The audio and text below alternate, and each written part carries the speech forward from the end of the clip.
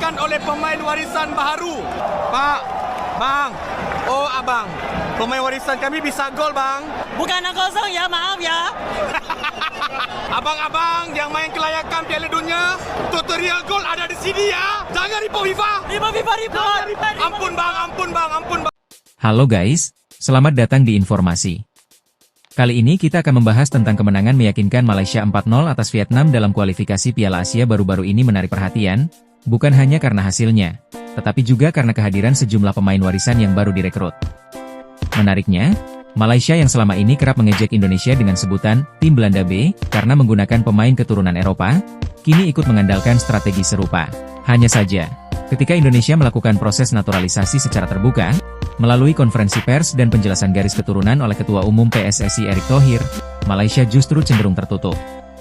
Di bawah pengaruh Tunku Mahkota Johor, TMJ, pemain-pemain seperti Paulo Josue, Endrick, hingga Sergio Aguero, Malaysia, tiba-tiba muncul memperkuat Harimau Malaya tanpa penjelasan rinci kepada publik. Hal inilah yang kemudian menjadi sorotan media Vietnam. Mereka mempertanyakan legalitas dan kejelasan asal-usul para pemain tersebut, terutama karena proses naturalisasi terkesan terburu-buru menjelang pertandingan. Kritik ini sebenarnya tidak ditujukan kepada Indonesia. Namun dalam respons kritik tersebut, sebagian fans Malaysia justru menyeret nama Indonesia ke dalam perbincangan. Mereka menyindir bahwa Indonesia juga menggunakan pemain naturalisasi, seolah-olah menyamakan situasi kedua negara. Padahal, publik Indonesia, maupun Federasi Sepak Bolanya, tidak mengomentari proses Malaysia sama sekali. Bahkan media Vietnam sendiri pernah mengapresiasi keterbukaan PSSI dalam menjelaskan proses naturalisasi pemain-pemain keturunan seperti Rafael Struijk, Jai Itzes, dan Ivar Jenner. Sikap defensif sebagian fans Malaysia yang membandingkan diri dengan Indonesia justru memunculkan kesan bahwa mereka tidak siap menerima kritik, dan mencoba mencari pembenaran melalui pembandingan yang kurang relevan. Yang patut dicermati, semua negara di Asia Tenggara saat ini berlomba membangun tim nasional terbaik, dan proses naturalisasi memang sudah menjadi bagian dari strategi modern sepak bola. Namun, perbedaan utama terletak pada transparansi dan konsistensi dalam narasi. Ketika satu pihak mengkritik strategi negara lain, lalu menerapkannya sendiri tanpa konsistensi, maka wajar jika muncul tudingan standar ganda.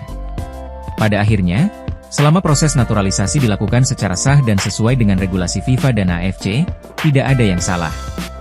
Namun, keterbukaan terhadap publik dan media tetap penting agar tidak menimbulkan kecurigaan dan polemik. Dalam hal ini, Indonesia sejauh ini tampil lebih terbuka, sementara Malaysia perlu mengevaluasi cara mereka menyampaikan proses rekrutmen pemain warisan agar tidak terus-menerus menjadi bahan perdebatan.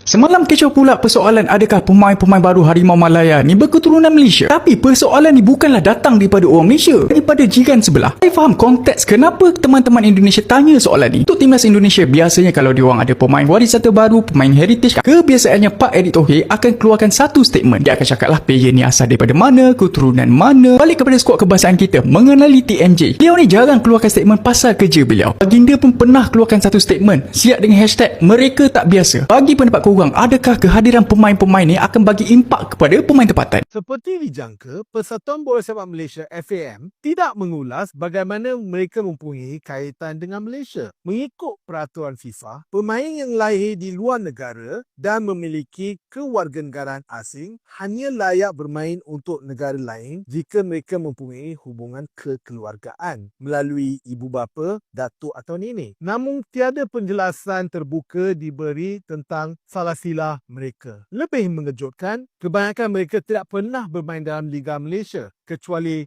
John Irazabel. Isu ini mengundang dua persoalan utama. Adakah pelaburan ini memberi peluangan sukan yang setimpal? Dari sudut bola sepak, adakah strategi ini menguntungkan Malaysia? Indonesia hampir ke Piala Dunia 2026 dengan pemain warisan Indo-Dutch. Satu langkah yang masuk akal sedikit memandangkan sejarah kolonial mereka dan realiti bahawa berpuluh ribu rakyat Indonesia mempunyai darah kacukan Belanda. Pemain-pemain warisan untuk Malaysia pula, walaupun beraksi di Liga Eropah dan Amerika Selatan, bukan antara bintang utama di sana. Negara-negara seperti Jepun, Korea Selatan, Arab Saudi dan Iran mempunyai pemain yang benar-benar elit dan lahir serta dibentuk dalam sistem bola sepak mereka sendiri. Guys, kata netizen Malaysia, Konoha full Belanda, satu aja habis beras je.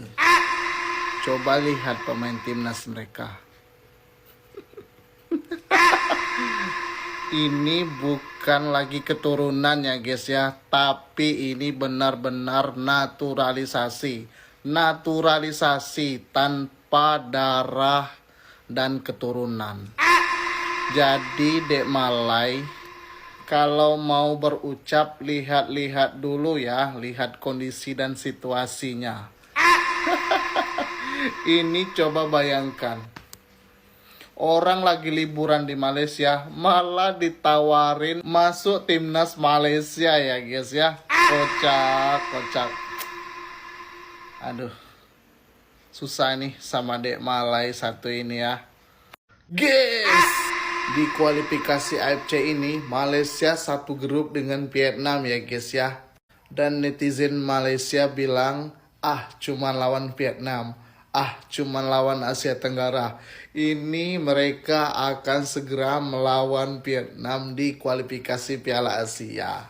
Mereka sudah menambah lagi pemain naturalisasi dari Belanda. Naturalisasi dari Belanda.